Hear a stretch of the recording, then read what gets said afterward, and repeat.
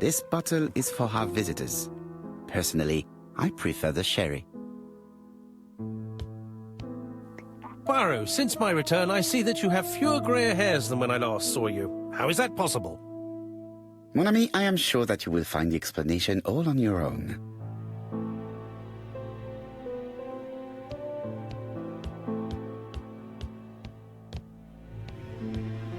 This bottle is for our visitors.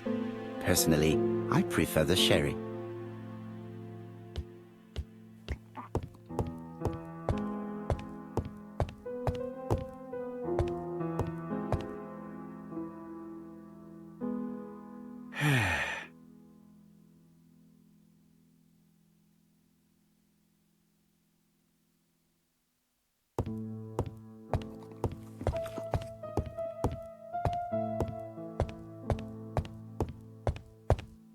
Let him drink in peace.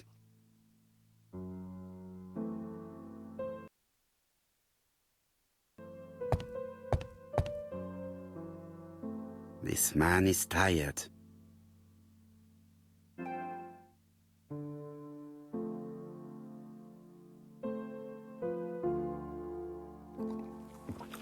Donald is short of sleep, and it looks as if he didn't even bother to undress before going to bed.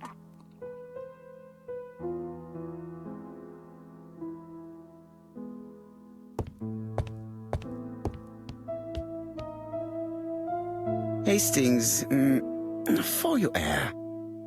Yes? There exists an accessory, how shall I say, that can be fastened to the scalp and covered with your own hair. Let me be quite clear, it is not a wig. Come on, Poirot, I'm not losing my hair. It's just thin slightly.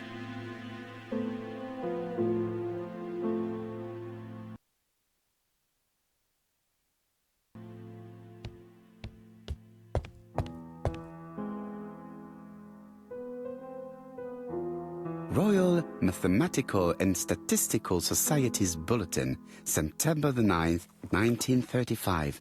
The alphabet murder, a methodical madman. It's highly probable that the alphabet murderer will kill again. Could we possibly estimate the number of victims in his next crime? Yes, and it is easy. As soon as we know the ratio of towns, cities and villages whose names begin with a D and the ratio of English people whose names are spelled the same. On the one hand, the ratio of towns, cities and villages in England with a name starting with D, and on the other hand, the ratio of English people with a name also starting with D. After this initial calculation, it is easy to deduce the likelihood of actually being murdered if you belong to the target population. Go to the last page to find our results and details on the calculations. Daily Blague, August 31, 1935. Moustache at half-mast. Poirot's repeated failure in ABC case. Sometimes small things trouble great men. Hastings, faithful corroborator of the Belgian detective, knows something about it. 3 mornings in a row, he confided to us, the cook broke the egg yolks when preparing Poirot's breakfast. This apparently casual event has greatly disturbed my friend, to the point it breaks his concentration and slows his judgment. I also noticed his mustache, of which he is so proud, being duller than usual. Poirot, I assure you I haven't said any such thing to the journalists. They twist everything.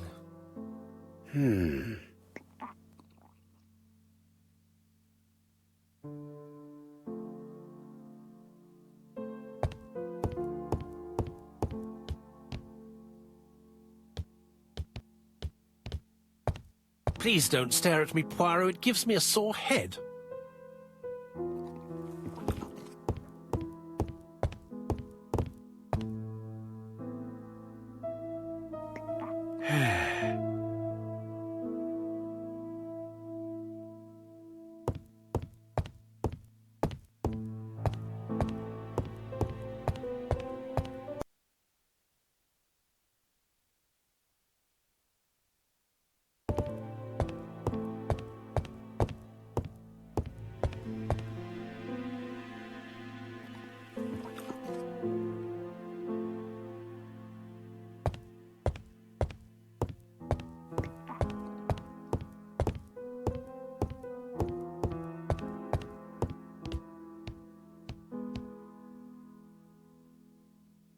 Mr. Poirot, I don't know why I'm here.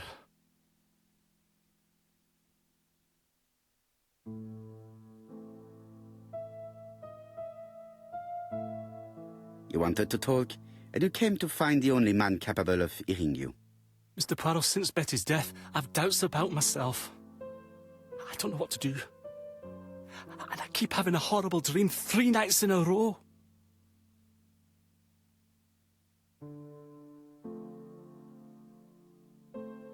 Have a drink, and tell me about this dream.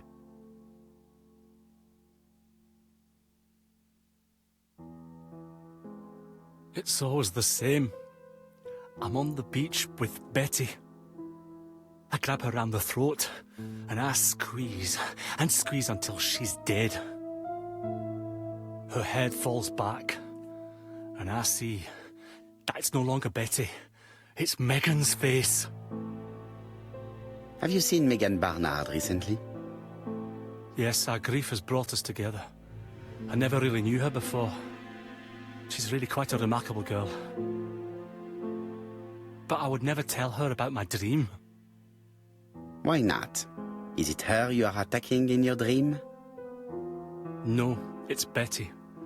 And once Betty is dead, it's Megan's face that appears in its place. Very interesting. Let us now try and get our brain cells to work.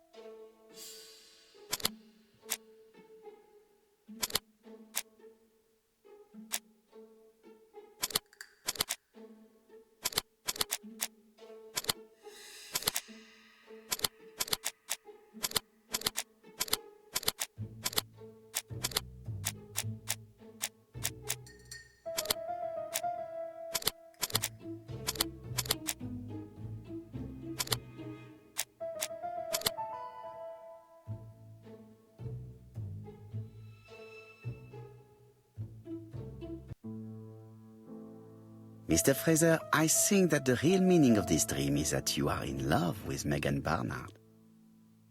Please go on. Do. This dream certainly betrays your guilt. Oh. But what do you feel guilty about? Having killed your fiancée? Possible. Or forgetting her very quickly for her sister? Certainly. And this forgetting is perceived as a second death. So you don't really think I was the one who killed Betty? I do not exclude this theory. I am simply saying that I do not need to know that fact to explain your dream and your guilt. Thank you for being frank, Mr. Poirot. You've helped me a great deal. I'm going back to Bexhill. I'll not take any more of your time up. It is late, Mr. Fraser, and you are tired. I'll sleep on the train. I like trains. It's easy to sleep rocked by the sound of the wheels. Poor boy, he seems completely lost. Well, women seem to like him. I think Megan will take care of him. Oh, I remember. Did you order the product I needed? Yes, we'll be receiving it tomorrow. Bien, it is late, and I asked Miss Gray to come tomorrow morning. I have a few questions I wish to ask her.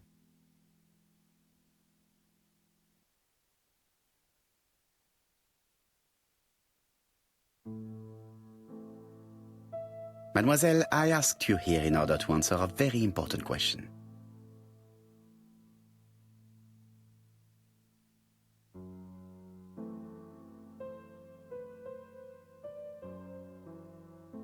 Am I right in thinking you said that you did not speak to anyone on the day Sir Carmichael was murdered? It's the absolute truth. Yet, Lady Clark maintained that she saw you talking to a stranger on the front doorstep. Really? She must have been mistaken. Oh, I remember now. I'd forgotten all about it, but it wasn't important.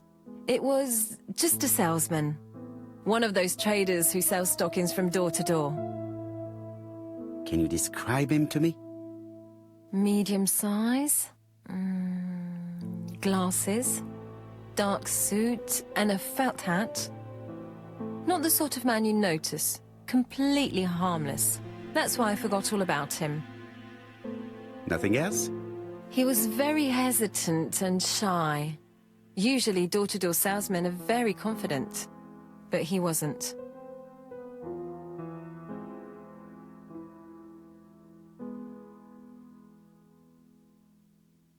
You did not leave Churston willingly, I believe.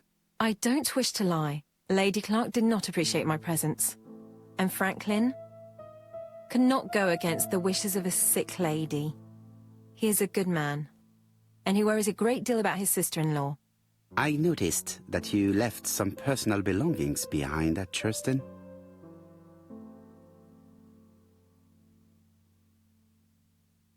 Are you planning on going back to collect them? No. I prefer not to carry the weight of the past. Bien. I must ask you one last question. Please reply frankly with either yes or no. If Lady Clark had died, would you have agreed to marry Sir Carmichael if he'd asked you? How dare you ask such a question? Sir Carmichael treated me just like his daughter. And all that I ever felt him was affection and gratitude, nothing else. Thank you, mademoiselle. I will not keep you any longer.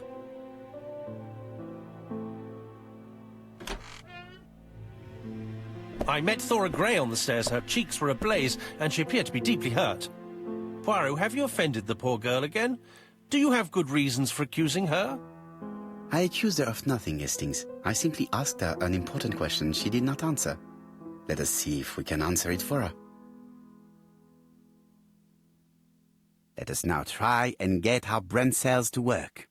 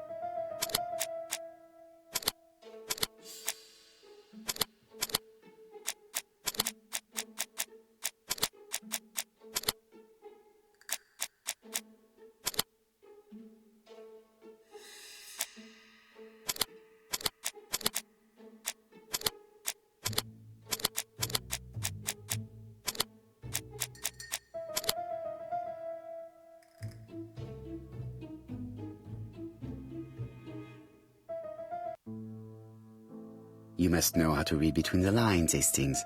When Sir Carmichael refers to paternal affection, he is lying to himself. Read this engraving on the brooch.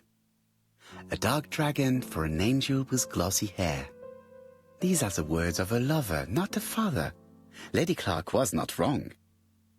What if Sir Carmichael had fallen in love with his secretary? That doesn't mean that she forced him to do so. True, there are extenuating circumstances. She is a penniless orphan. But she is calculating. Just look how she avoided it when asked if she would have married Clark. I see. You think she seduced Sir Carmichael for her own gain, and that now she is doing the same with his brother. Poirot, your world is a very dark place. Do not get carried away, mon ami. We have another more important matter to settle. Really? Yes, would you believe that Miss Grey taught me something new? Let us now try and get our brain cells to work.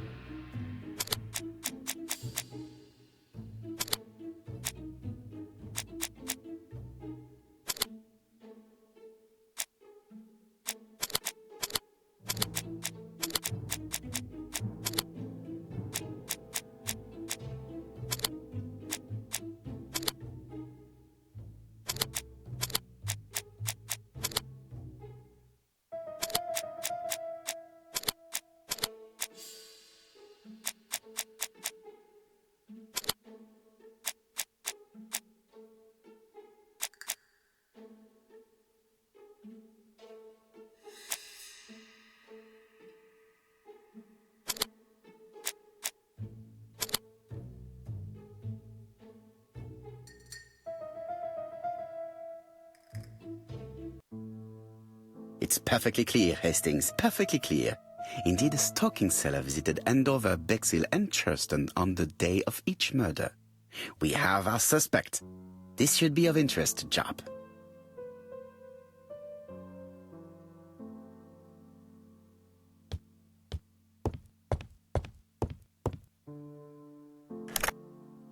Chief Inspector, we are looking for a stocking salesman. I see you have a suspect. Yes. Contact all the stocking wholesalers who may employ him. Your suspect is a salesman? No, he does not take orders. He sells door to door. Right. The hunt is on.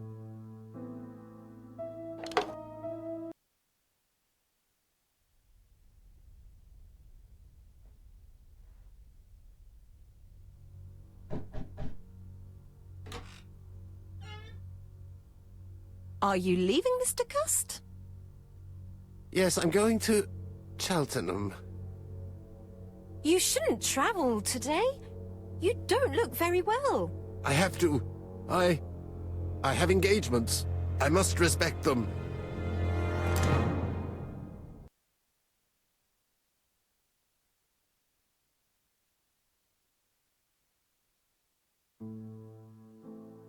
Can you get the post, Hastings? And why don't you go and get it yourself? Très bien. What's going on? I've never known Hastings to be so disagreeable.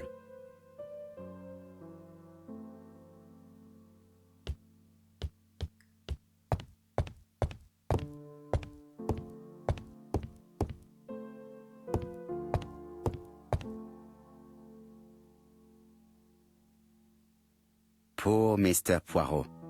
I'm quite sorry for you. If at first you don't succeed, try again. We've a long way to go still. Typery? No, that comes later. Letter T. The next little incident will take place in Doncaster on September 11th. So long. ABC. I should compare this letter with the one on my desk which I received earlier to see if it does indeed come from the same person.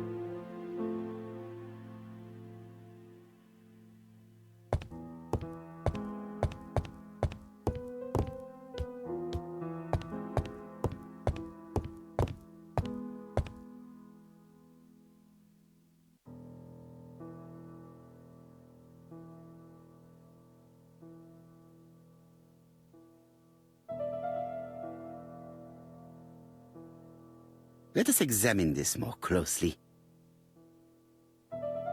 Certain characters in the two letters may have similar defects. Yes, this I is weird. Yes, the I characters in the two letters do indeed have the same defects. I have to find some other similar defects to confirm my theory.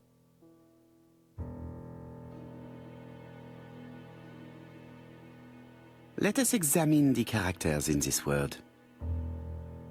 I don't see anything in particular. Let us look at another word.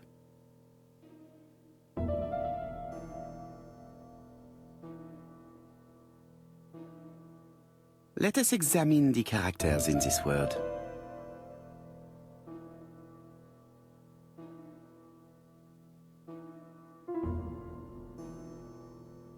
I don't see anything in particular. Let us look at another word.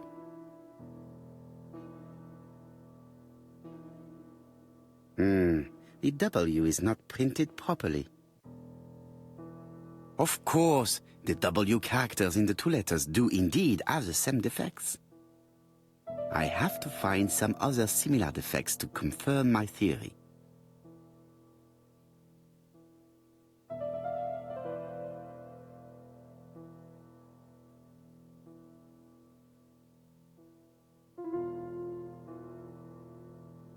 Let us examine the characters in this word.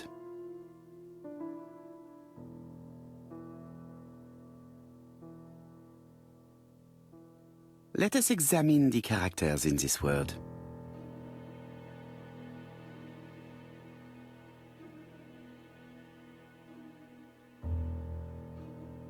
Let us examine the characters in this word. Let us examine the characters in this word. No, this character does not appear to have any defects. Let us examine another word. Let us examine the characters in this word. Nothing to report for these characters. Let us examine another word.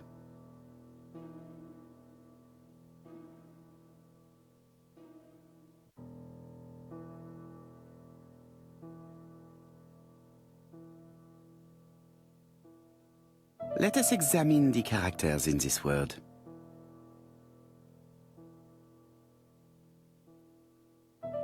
Nothing to report for these characters.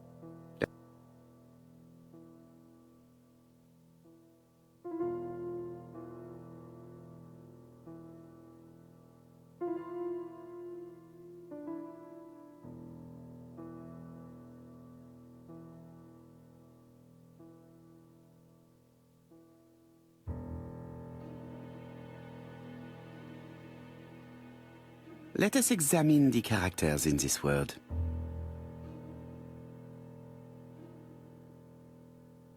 No, this character does not appear to have any defects.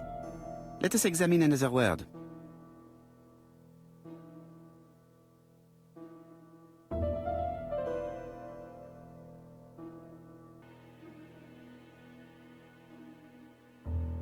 Yes, the A appears to be quite unusual.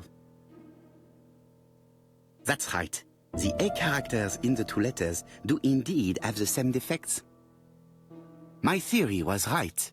These two letters were written with the same typewriter. Hastings, he strikes tomorrow. Chief Inspector Japp? He's on another line. Can I take a message? Yes, please, mademoiselle. It is from Hercule Poirot. Tell him ABC strikes tomorrow in Doncaster. He must call me back. Very well, sir. Bien, now I'm going to see what I can find from these burnt documents. I've received the product I need. Hastings, if you do not mind, I would like you to take a few notes. Yes, yes.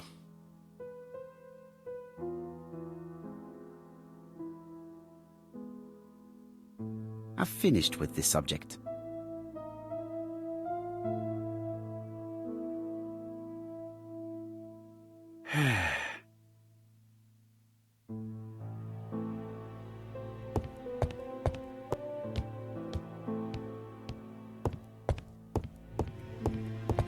So, how are you getting on?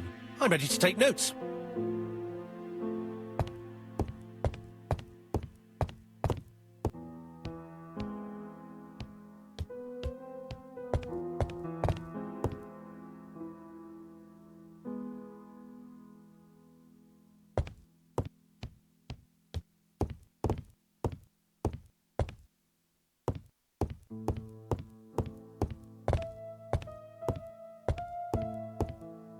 Now, down to work. One of these needs putting in order a little.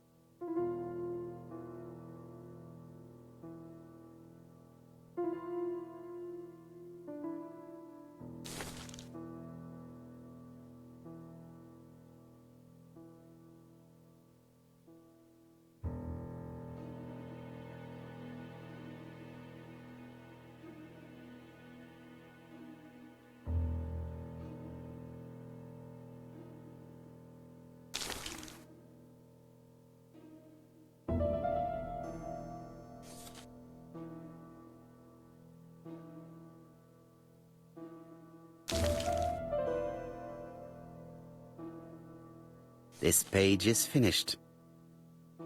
That's done. 3 more to go.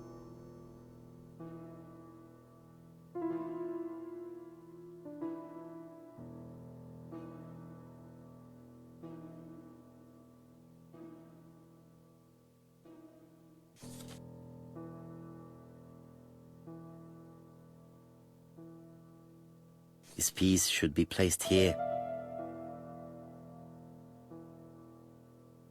I think that this is right.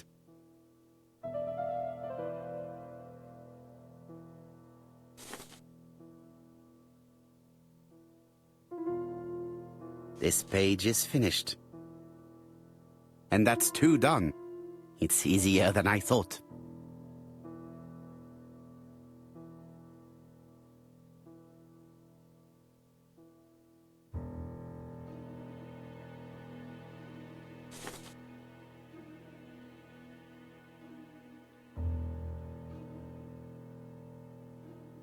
This piece should be placed here.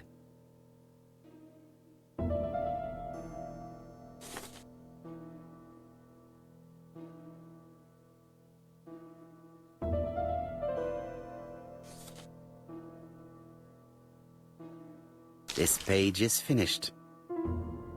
Only 1 more. Keep going.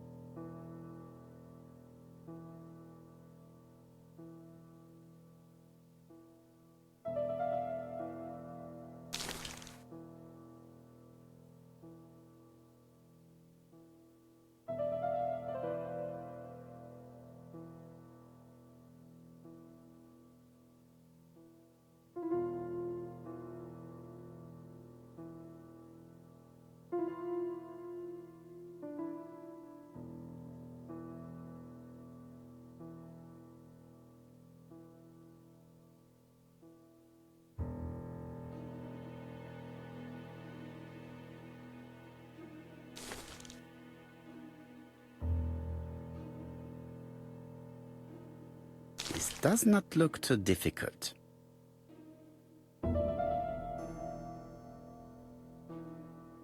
This page is child's play.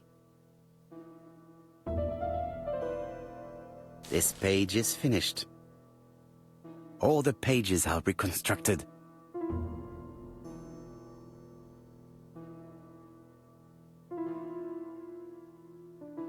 A dry cloth.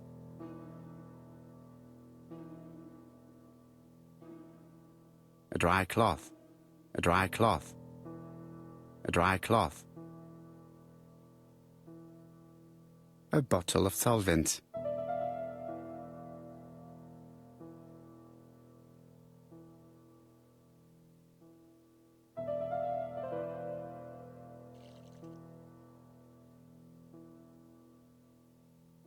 The cloth is now soaked with solvent.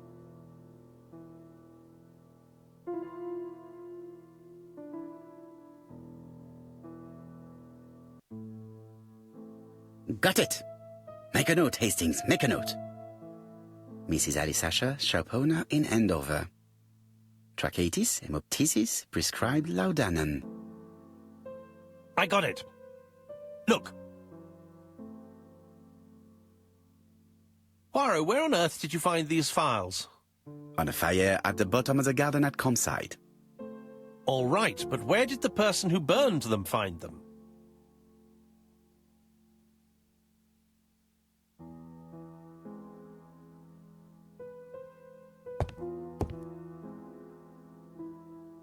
Alice Asher, shopkeeper in Andover. Tracheitis, hemoptysis, chronic cough with loss of blood. Prescribed laudanum-based cough medicine. Betty Barnard, waitress in Bexhill. Chronic bronchitis causing dysphonia. Advised to stop smoking. Alexander Bonaparte Cust. War wounded, mustard gas and head trauma. Pulmonary emphysema. Hemoptysis. Coughing fits with blood. Suffers from absences and amnesia. Dick Dudley Dunbar, owner of the Black Swan Hotel in Doncaster. Asthmatic, heart disease, heart condition. Let us now try and get our brain cells to work.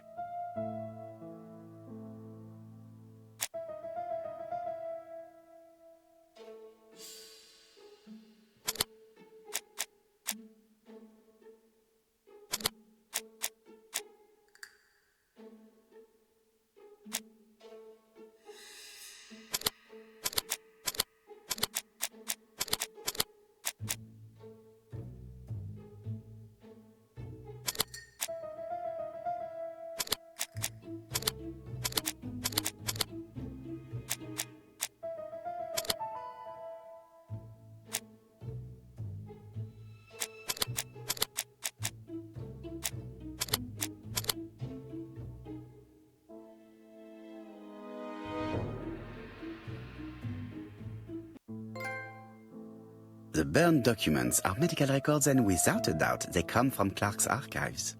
First of all, because all the patients have throat conditions. And secondly, their name starts with either A, B, C or D, and it is precisely the files that match these letters that have been tampered with. But why burn these files? How come the names of the two victims appear on them?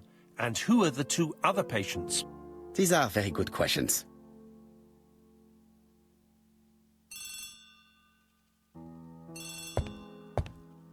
It is not the right time to leave.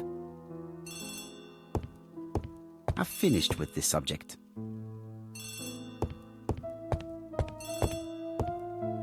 Why are you not answering, Poirot? It's probably for you.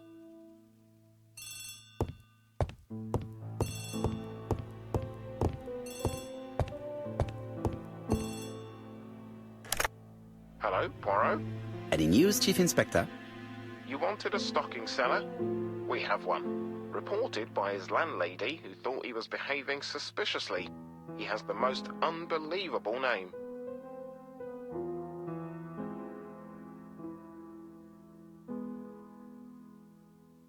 Dick Dudley Dunbar. You're wrong. He's called Alexander Bonaparte Cust. ABC. It's a serious lead.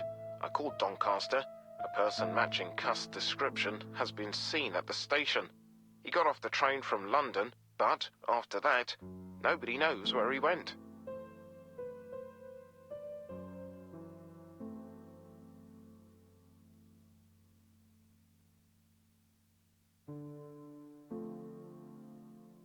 Look for him at the Black Swan Hotel. What? How do you know he's there? Trust me, Chief Inspector. You appear to be very sure of yourself. Very well. I'll call the Black Swan straight away. The owner is going to get a shock when he learns that there's a murderer under his roof.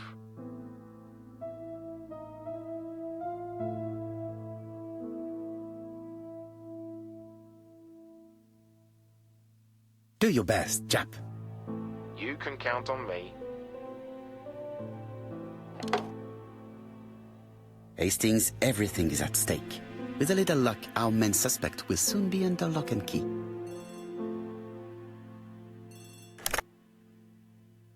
So, has Cust been arrested? Yes, the Doncaster police are sending him by train. That is good news. But why so gloomy, Chief Inspector? Well, when I told the hotel owner that he was sheltering a murderer, he collapsed. He's dead? No, fortunately, but it has taken its toll on him. It has to be said that with his name starting with the letter D, he had every reason to fear Cust. I bet he was going to be the next victim.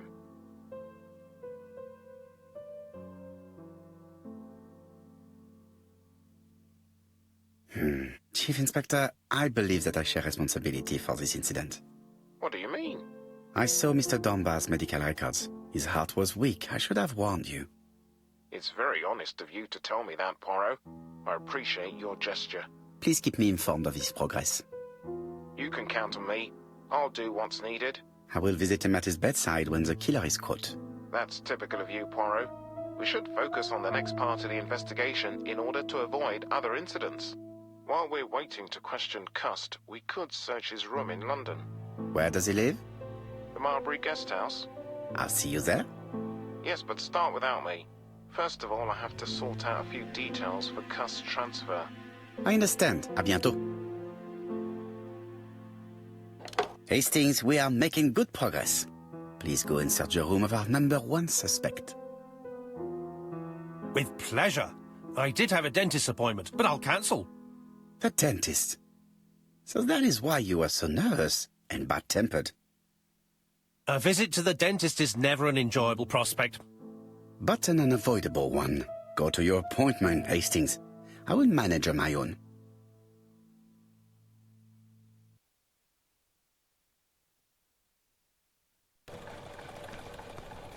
To Marbury Guest House, please.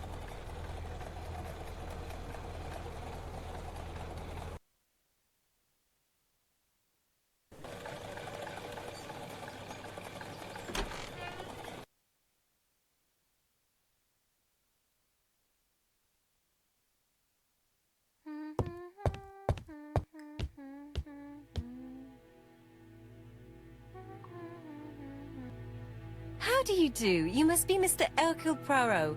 Chief Inspector Jupp told me that you might be coming.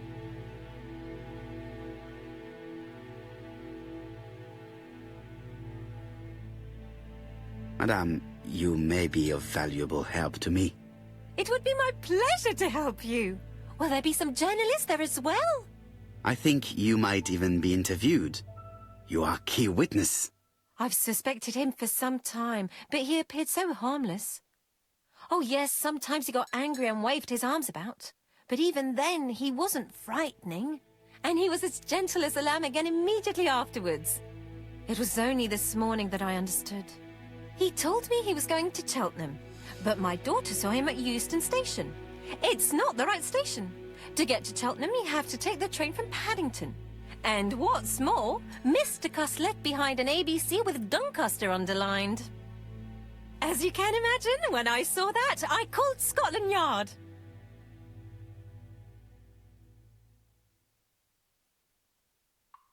Well done. You were right. He did go to Doncaster. So I was right to warn the police. Tell me, did you have any other reason to suspect Mr. Cust? Well, he's odd. Sometimes he coughs really loudly and complains that his throat is burning, and sometimes he talks to himself and stares into space. He told me that it was because of a wound he got in the war. His head hasn't been quite right since, he said. And then he was in Churston when that millionaire got murdered. I found his train ticket when I washed his coat. He didn't want me to wash his shirt. He washed it himself. But I did see big brown stains on it. Do you think it was blood? Well, when I saw them, I thought, look, he spilled his wine or his soup all over himself. But now that I think about it, well, they did look like blood. Cust used to travel for his work. Is that correct? Oh, it wasn't for pleasure. He was always unwell on trains. but he had to sell his stockings around England. I have to respect my engagements, he used to say. Do you know where Cust was at the time of the murder in Andover and Bexhill? On June the 21st and July the 25th? No, I don't know. That was a while ago, you know. But surely you keep a register. It won't do you much good. Mr. Cust rents his room for the year. If he goes away for a few days, I have no reason to make a note of it. Ah! I remember one thing. Bexhill's by the sea, right? Indeed, it is a large seaside resort. Well, as it happens, at the start of July, Mr. Cust asked me to repair his bathing dress. Suspicious, huh?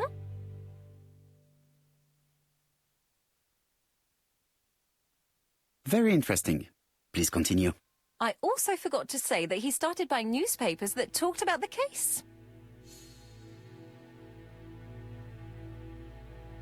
Which newspapers? The evening ones and the daily ones. That will be all for now. I'm going to take a look at his room. Take the key on the counter.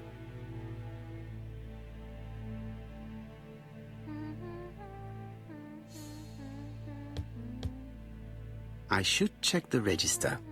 Mrs. Marbury may have been hiding something from me.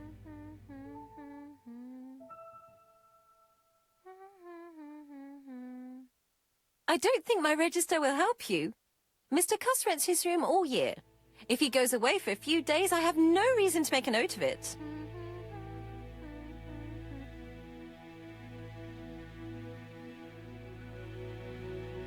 The truth is becoming apparent, and I have something to say to Mrs. Marbury.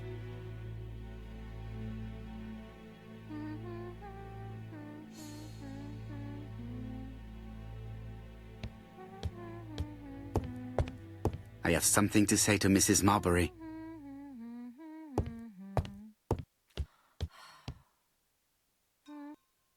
Mrs. Marbury, if I am to believe the register, you rented room 306 to a certain Mr. Fishman on the day of the Bexhill murder. Room 306 is Cust's room. Can you explain yourself? Yes, I remember. Just for one night as a favour. Mr. Cust was away, all my other rooms were taken, and poor Mr. Fishman had nowhere to go.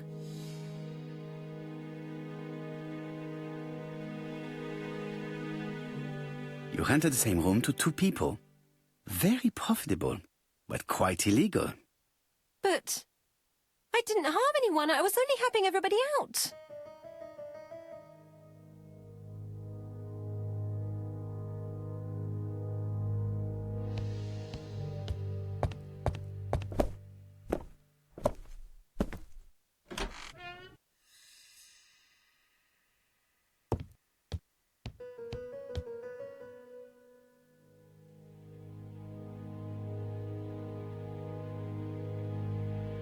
A long-bladed knife.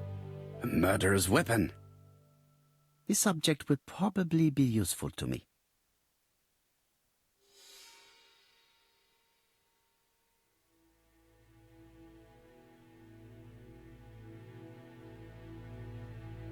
It's an ABC. Cust is parsimonious. He keeps his pencils and sharpens them until there is nothing left. It is clear that he did not grow up in luxury.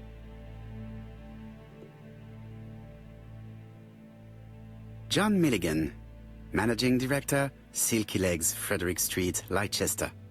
To A.B. Cust, Marbury's Guest House, 1935, May the 21st. Dear Sir, further to our letters dated 5th and 10th of the month, we confirm we hire you as door-to-door salesman, according to the conditions stated in our previous letters. We will send you the articles by mail and also a Redfield typewriter you will be using for every business letter. Regarding the schedule of your rounds, please do as following. June 21, Andover. Arrive by train the 20th in the evening and get a room at Station Hotel. Start your turn in the north part of the town. This letter establishes that Cust went to Andover, but the ink has hidden the destinations of his other trips. I know from Mrs. Marbury that he went to Churston. I just have to show that he went to Bexhill, and I will have proved that he was present at all the crime scenes.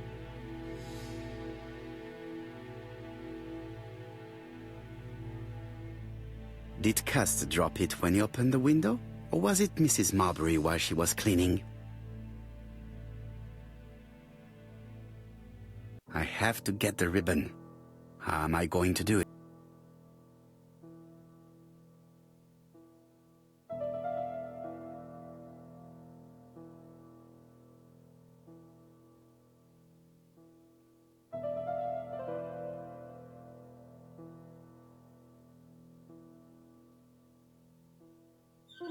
The left-hand heel has been removed.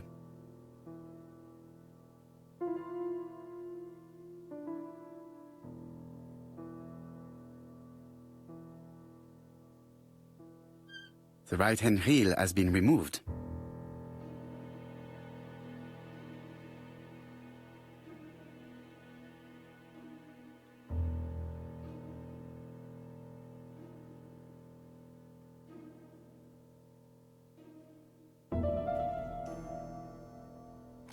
And here is the ribbon.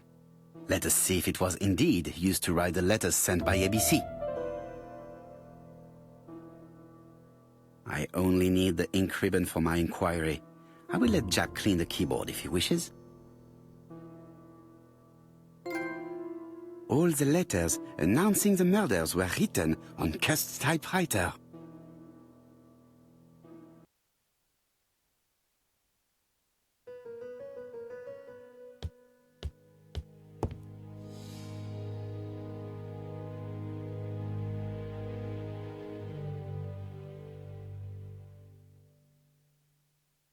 Laudanum Cameron's Chemists. Laudanum, a medicine for coughs. It is what Dr. Clark prescribed for Mrs. Asher. This subject would probably be useful to me.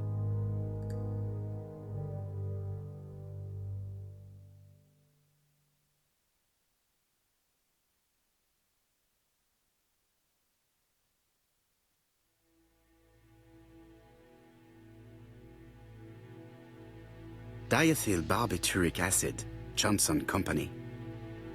I know this medicine. It is a powerful sedative. This subject would probably be useful to me.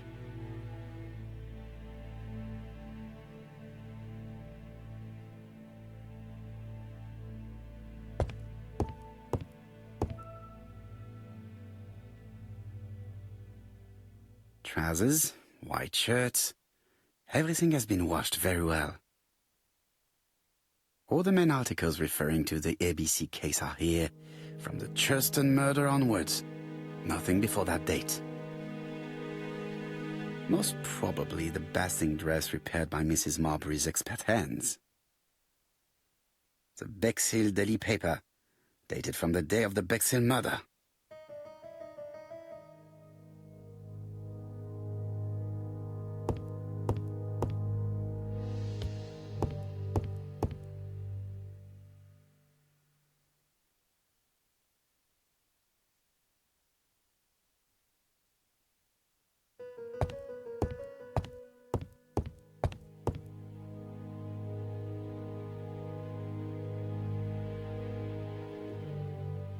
ABC guys, enough to sign about a dozen murders. It's closed. It's closed.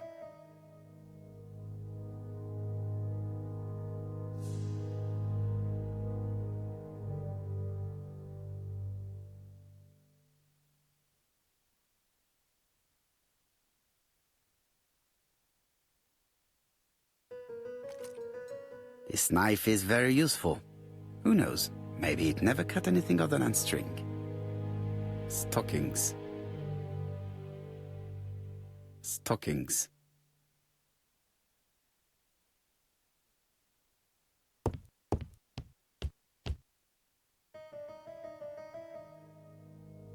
How hopeful. This place is a real mess.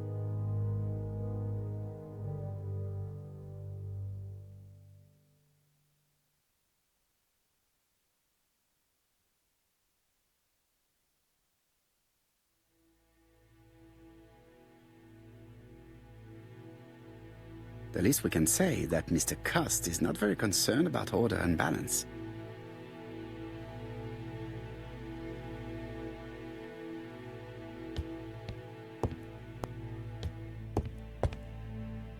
It is now the right time.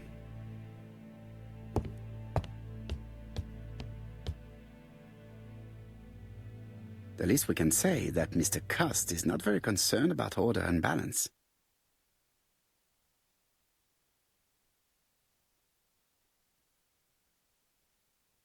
War of 1914-1918. By the King's order, the name of Corporal A.B. Cust, Devonshire Regiment, was published on the London Gazette on May the 10th, 1918, as mentioned in a dispatch for gallant and distinguished service. An army dispatch, wounded on the Somme front, victim of a gas attack. Corporal Cust greatly deserves his distinction.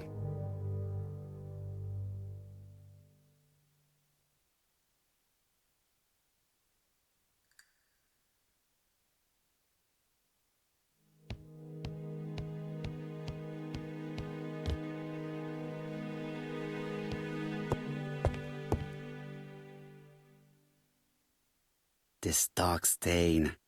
It could be blood, but goodness knows how long it has been there. Let us now try and get our brain cells to work.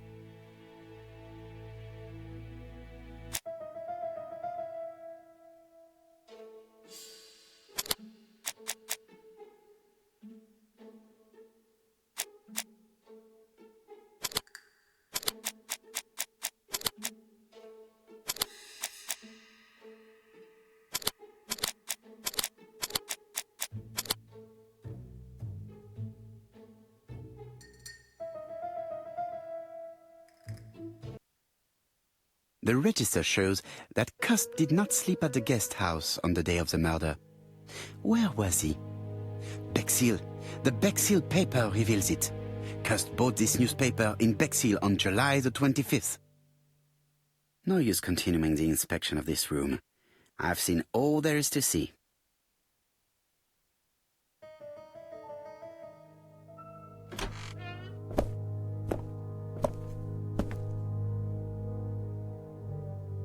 Goodbye, Mrs. Marbury. Thank you for your help. Bye. Ah, Chief Inspector. I was about to leave. Good evening, Chief Inspector. Welcome.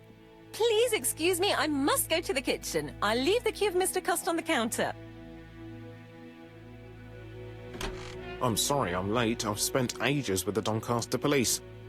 And you? I have established one fact. On 3 occasions, Cust was at the scene on the day of the crimes.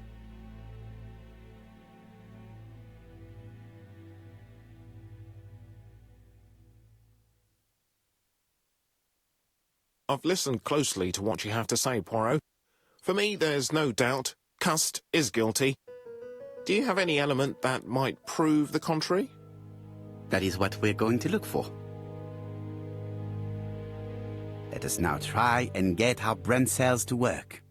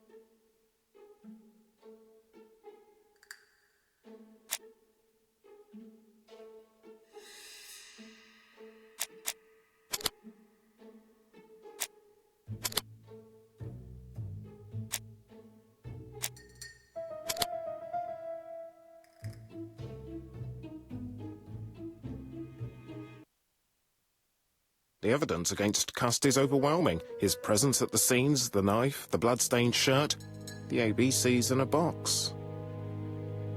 C'est vrai. However, the blood Mrs. Marbury's on Cust's shirt may have been his own. According to his medical records, he suffers from hemoptysis. The murderer cut Sir Carmichael's throat from behind, and the blood spurted outwards. You would expect the murderer's shirt to be stained on the sleeves, not on the buttonholes, yet we see quite the opposite. You would expect the murderer to keep the newspaper articles about his crimes. But Cust's collection starts in Cheston, as if it discovered the case rather late. I agree it's troubling, but it doesn't change my mind. There's small details that we should be able to clear up by questioning Cust. When can you talk to him? Doncaster is sending him to us on the first train. Are they questioning him already? He says he can't remember a thing. It's plausible. Doctors say he suffers from absences and amnesia. Mrs. Marbury has confirmed this. He may have done the murders in an altered state. A familiar situation. It's not enough to clear his name. Dr. Thompson insisted that even if you don't know what you're doing, you never commit a murder without wanting to. Très intéressant. I shall remember that. Right. I'll go and examine the suspect's room.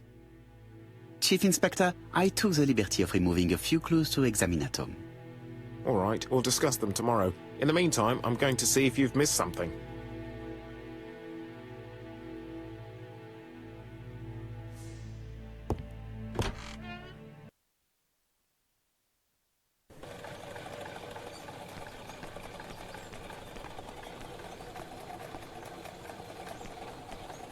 To Scotland Yard, please.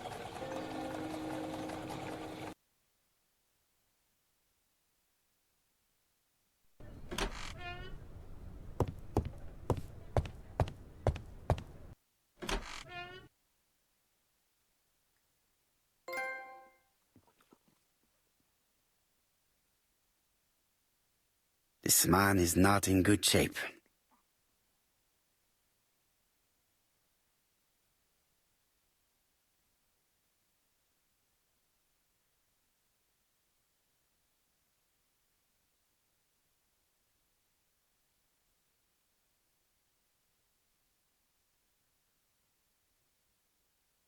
He is worried and very tired, and other police have been hard on him.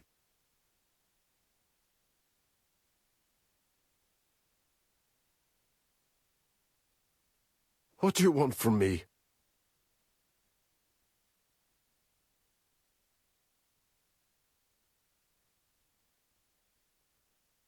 Are you Alexander Bonaparte Cust?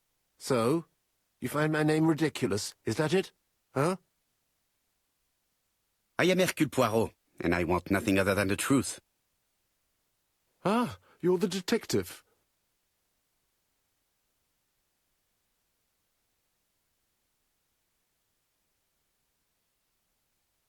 Why did you send me a letter before each crime? Why all these questions? When are you going to stop pestering me?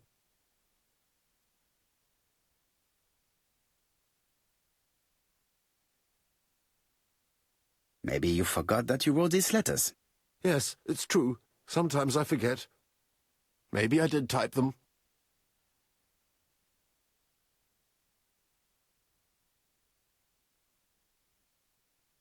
Are you capable of murder, Mr. Cust? All these questions are giving me a headache.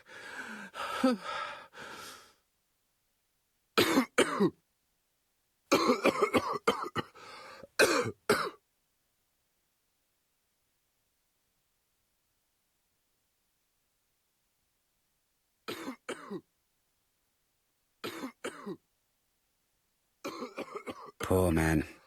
If only I could help him. I am not going to leave before having finished questioning him.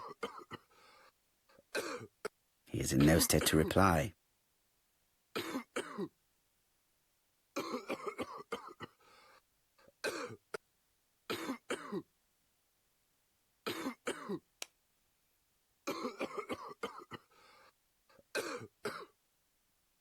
He is in no state to reply. Poor man. If only I could help him. I am not going to leave before having finished questioning him.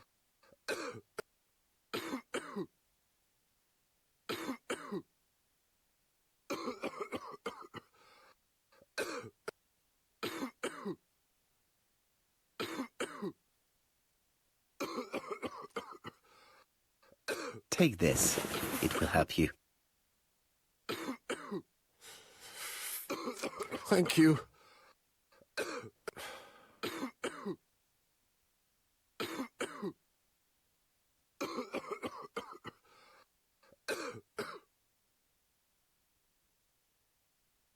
Oh, good God, my shirt is covered in blood again. Bon. I now know where the bloodstains Mrs. Marbury saw came from. Are you well enough to speak? Yes, I feel much better.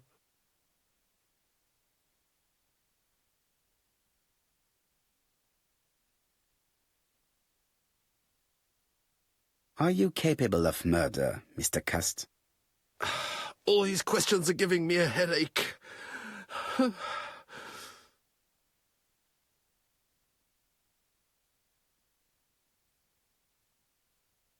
You suffered during the war. It's true. I was wounded. I suffered. But the army was the only place I didn't feel inferior. No questions. Just orders to follow.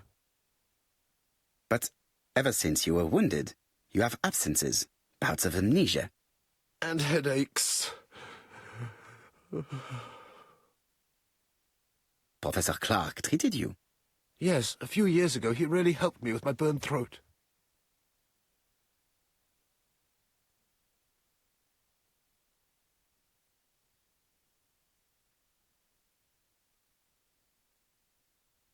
Of course, you never considered killing a doctor who took such good care of you. No, never.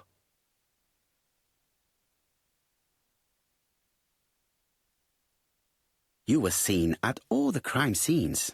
Yes, I was. I travel a lot, but not for pleasure. I am terribly unwell in trains. But I had to respect my engagements. My employer gave me very precise written instructions about the towns I had to visit. Let's see. The company you claim to work for, Silky Legs, has never heard of you. And as for these letters they sent you, they were written on your own typewriter. The company sent me the typewriter when I started working for them. Yes, but the letters were received afterwards.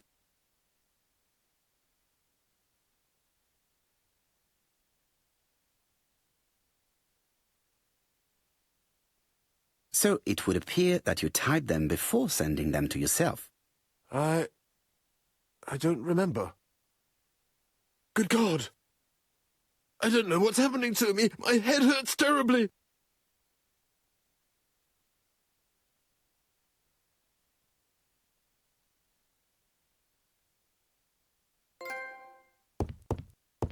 I am not going to leave before having finished questioning him. He is in no state to reply.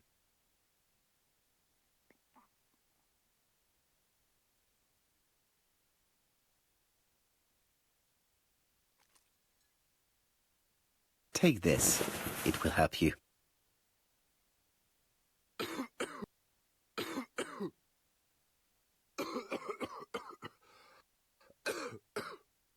Oh, I think I'll be fine. Let us see, Cust. Look at me. You know very well that you committed these murders? Yes, I know. But I'm not wrong in saying that you do not know why you committed them. No, I don't.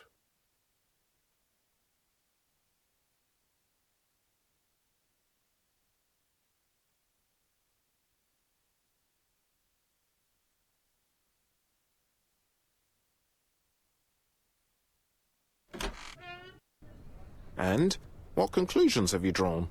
Plenty. It might help us to understand him a little better. Let us now try and get our brain cells to work.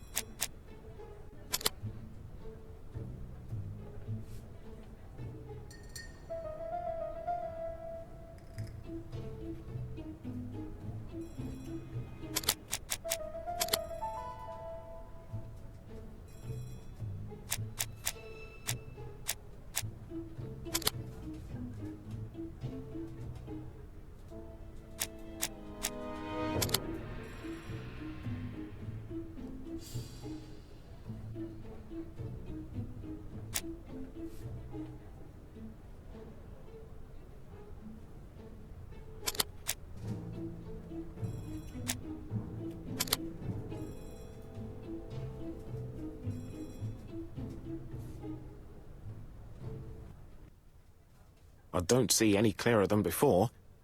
This is worse. There is one point to highlight.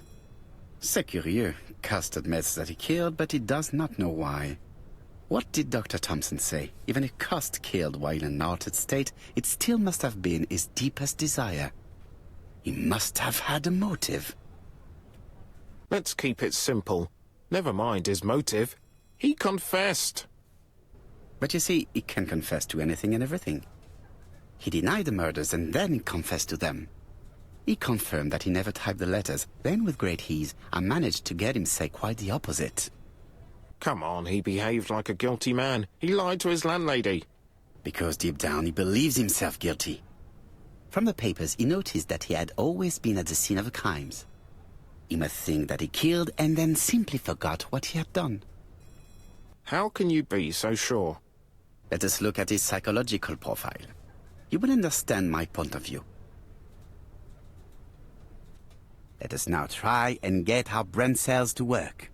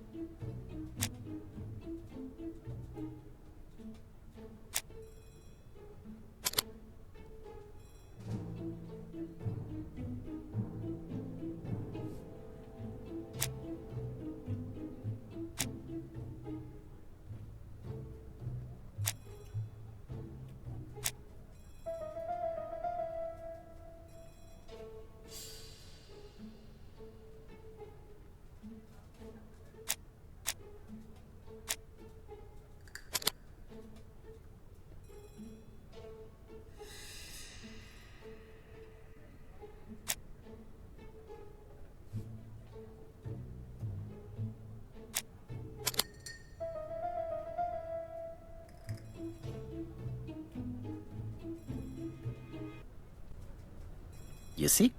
Cust's character is quite the opposite of the murderer's. But if he's a madman, can we really talk about his character? You know very well that our murderer does not behave like a psychopath.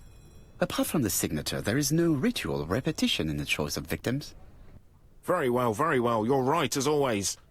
So we have no confession, no culprit, no suspects, nothing. And all that after 2 months of inquiry? What should I do? Have faith. Just give me 24 hours.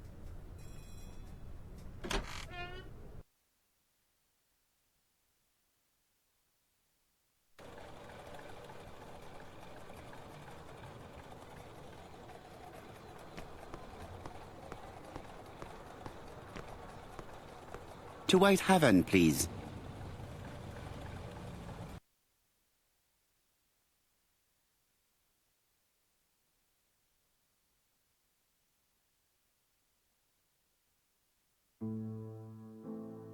Cust's arrest is a great success for you, Poirot. It's all clear now, except maybe 1 or 2 details. Details. Ah, mon ami. The devil is in the detail, as we say. Excuse me? Patience, Hastings. Everything will be clear once our guests arrive. Best be prepared. Slip a revolver into your pocket before they do. A revolver? But Poirot, what are you afraid of? Trust me. It is important you carry a weapon for this meeting. I will lend you mine. What about telling me what you have in mind? Surtout pas. You wouldn't be able to play your role. Wait 1 moment, I will bring you my weapon.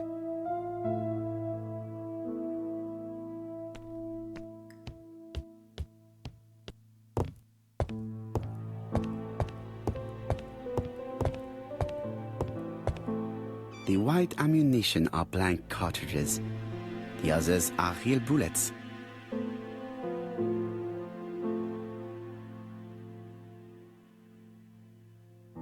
The revolver is loaded with blancs. I still have time to choose real bullets.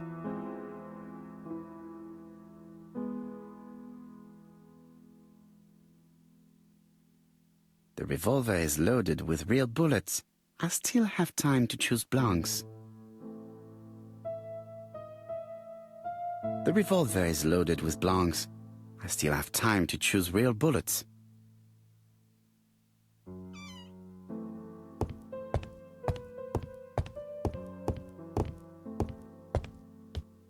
What about telling me what you have in mind? Surtout pas. You wouldn't be able to play your role. Wait one moment, I will bring you my weapon.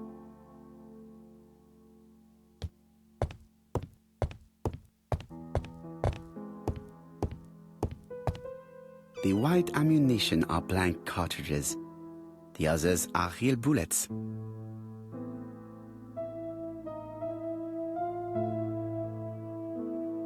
The revolver is loaded with real bullets. I still have time to choose blanks.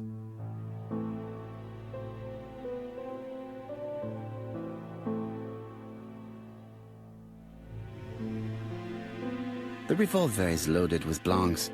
I still have time to choose real bullets.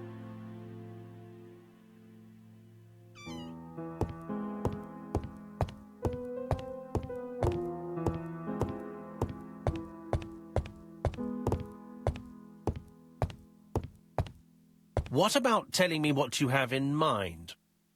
Surtout pas. You wouldn't be able to play your role. Wait one moment, I will bring you my weapon.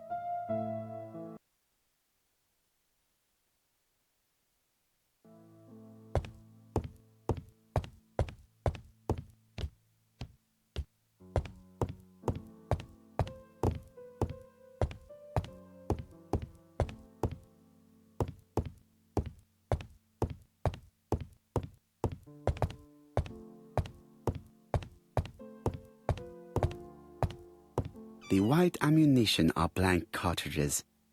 The others are real bullets. The revolver is loaded with real bullets. I still have time to choose blanks.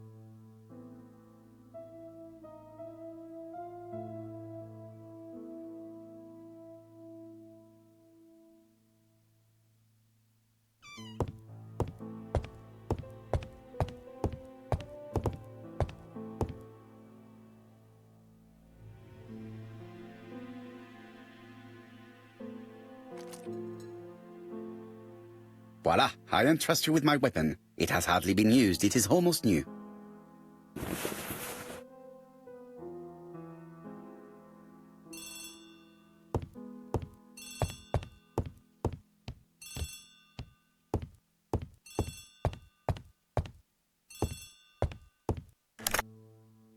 Chief Inspector, is that you? Yes. Sorry, but we haven't found anything. Have you checked the typewriter? And the packaging, the letter, and the ribbon reel. We've only found prints left by Cust and his landlady. Well, never mind, I shall make do. So, are you still going to hold your meeting? Of course, Chief Inspector. I can hear my guest coming up the stairs. Why have you brought us here, Mr. Poirot? Since Cust's arrest, I thought it was all done and dusted. Miss Gray formally identified him, as well as Miss Barnard. Yes, and the stockings he saw drove the same brand as the ones found at my aunt's. This is all true. However, a case is not closed if some questions remain open. And one question is, why did the murderer send me his letters? Why did he challenge me, Hercule Poirot? Perhaps he wanted to play with you, to taunt you. Xenophobia? Maybe he didn't like you because you're foreign. I may be wrong, but maybe by provoking you, he was looking for glory? All these theories should be studied. Let us now try and get our brain cells to work.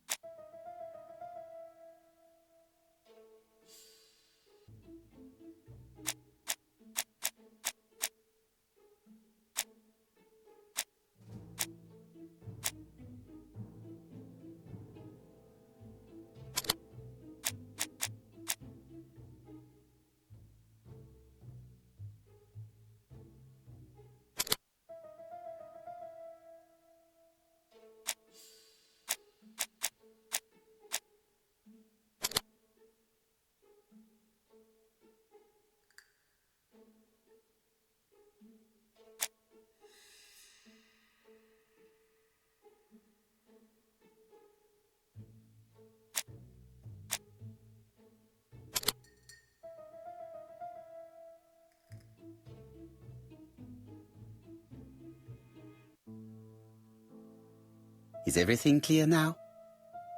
You might like to explain your reasoning again. Of course. First of all, remember that the murderer made it a rule to always post his letter before the murder. He never digressed from that rule. However, in Churston, he encountered a problem. The village has only 500 inhabitants. With advance warning, it would be easy to arrest him. Therefore, the murderer delayed his letters deliberately with the wrong address. The plan wouldn't have worked if he'd sent it to Scotland Yard or the papers because everybody knows their addresses. The mistake would have been corrected and the letter would have been on time. That is why the murderer chose me as the recipient. Because for his plan to succeed, it was necessary for at least one of the letters to have a wrong address and get lost. It was very cunning. Absolument. It is a very subtle plan. It matches the profile we have drawn up of him perfectly. That of an intelligent, daring and calculating murderer. But that's not how you describe Cust. You are quite right, mademoiselle. Like you, I find it hard to believe that this dull character is the clever murderer we are looking for. Do madmen... I mean, if he's mad, he might have two very different sides. No doubt. But the murderer is not mad. All the specialists agree that he does not have the profile of a psychopath. But if Cust is not guilty, how do you explain his presence at the scene of the crimes? Mr. Clark, the answer to your question is in the medical records of your brother's patients. Documents which Cust most certainly did not have access to. Let us now try and get our brain cells to work.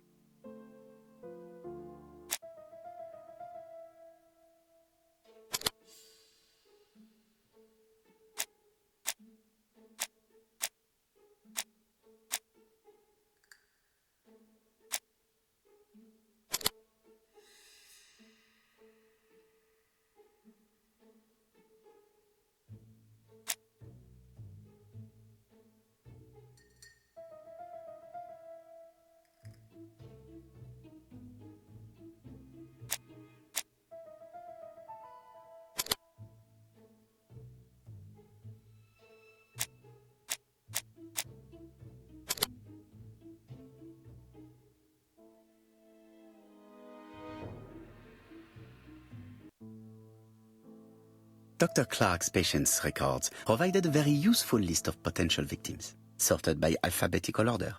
The killer definitely used it, explaining the fact that all the victims were former patients of the doctor. It is this fact that clears Cust once and for all, because he never had access to these records. So how did he happen to be at the scene of the crimes? Either the murderer sent him there, or Cust was following him closely. Cust's highly suggestible nature leads us to the second hypothesis. The murderer was manipulating him. He systematically sent Cust to the towns where he was going to strike, so that the suspicion would land on the poor man's shoulder.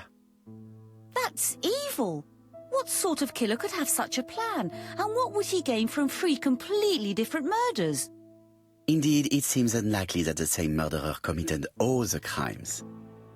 What should we take from that?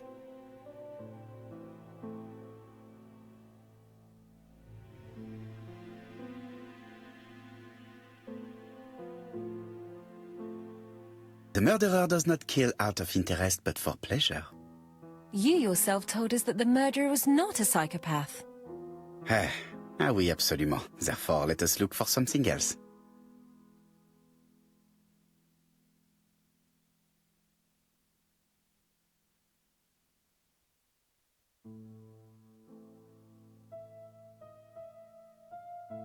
Just one murder was of benefit to the murderer. The others were just diversions. On reflection, there is only one conclusion. The murderer killed once out of interest and twice to divert our attention. This reasoning points at two potential culprits. Franklin Clark. Donald Fraser? Yes, mademoiselle. That's good thinking. Mr. Fraser may have killed Betty out of jealousy. Mr. Clark may have killed his brother in order to inherit his large fortune. Both have a motive. But Donald did not have access to Dr. Clark's records. Please allow me to disagree with you, mademoiselle.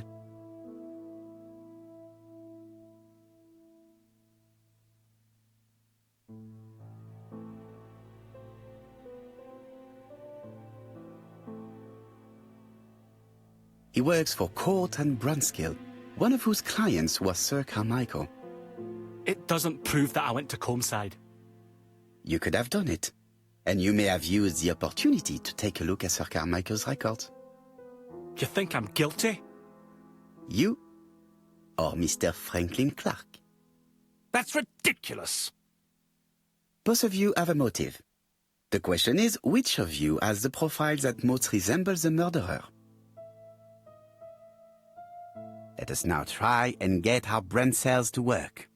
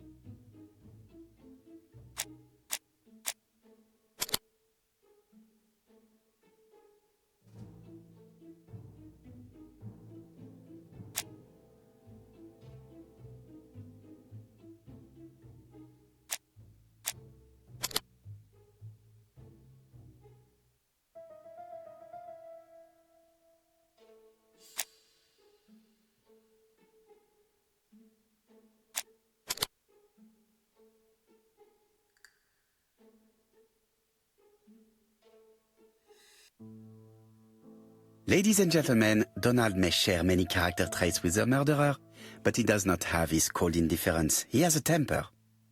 It is hard to imagine him planning anything. Also, jealousy is his motive, and crimes of passion are rarely planned. Right, I suppose it's my turn to be subjected to the same scrutiny. Absolument, Mr. Clark. Let us now try and get our brain cells to work.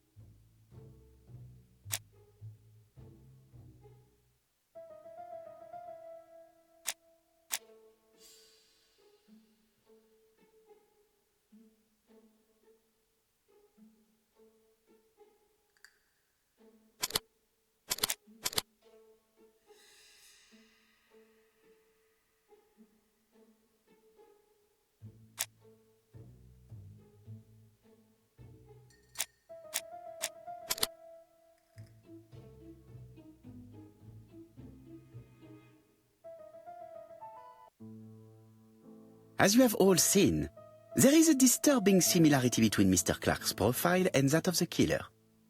In actual fact, it is exactly the same. Mr. Poirot, your psychological studies are interesting, but your conclusions do not add up. Why would I have wished my brother's death? The inheritance is lawfully mine. I just have to wait. No, you had to act quickly.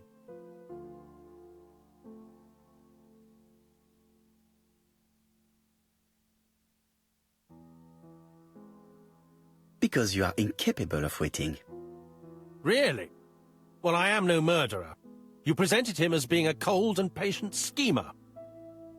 Certes, normalement. But Lady Clark's imminent death precipitated events. Mademoiselle, although you haven't been telling the truth, there is no doubt in my mind that you would have found a way to marry Sir Carmichael after Lady Clark's death. For you, Mr. Clark, it was a disaster. If Miss Grey had children by your brother, you would not have inherited a thing. You realized the danger after reading several letters from Comside, especially one in which your brother opened his heart to you. So you hurried home from China, and you took action. In truth, Cust was no more than a puppet manipulated by the real culprit. You, Mr. Clark. Such an imagination, Mr. Poirot. In fact, nobody manipulated Cust. The famous instructions he received by post. He wrote them on the typewriter. We know that for sure. Oh no. You know perfectly well. That is not true. Eh bien voilà. Light has now been shed on the ABC murders. Your theories are ingenious, but you haven't any proof. One point to him. For the moment, I have no material proof. Either I admit to it, or I bluff.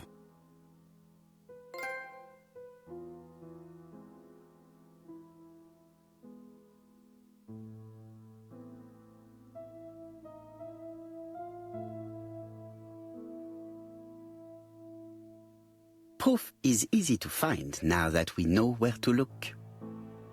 You have nothing on me. You're bluffing, Mr. Poirot. Come on, Thora, there's nothing for us to do here. Don't touch me. Thora! I understand why you never wanted to lend me your new typewriter, and why you were searching through your brother's things. And the hole you dug on the moors. What did you hide there? The knife you used to kill your brother? All right. Well played. I lose. The game's up.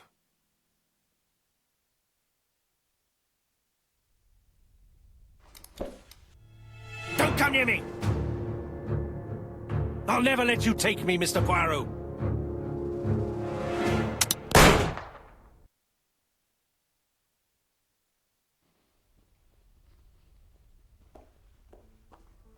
Took the law into his own hands. He had no right. He should have paid for his crimes. I should have expected what he did. Come on, Poirot. Everybody makes mistakes. Exactly. Hastings, if one day I sound pretentious, please whisper these 3 letters in my ear. ABC. They shall remind me that we all have our limits, even me.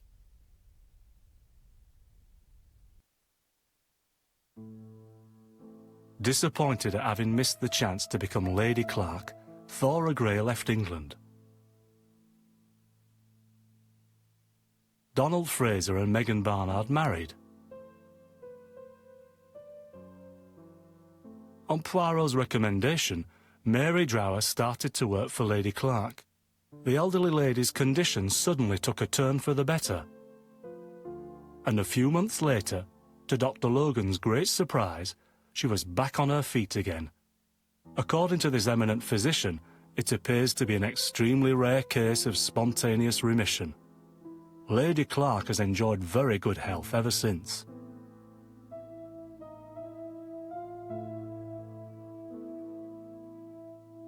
Journal of an Innocent. The incredible story of ABC. As for A.B. Cust, after being advised by Poirot, he made a great deal of money by selling his story to the press. And as for me, and with business booming, the Black Swan has become the #1 tourist attraction in the whole of Yorkshire, even more popular than York Minster.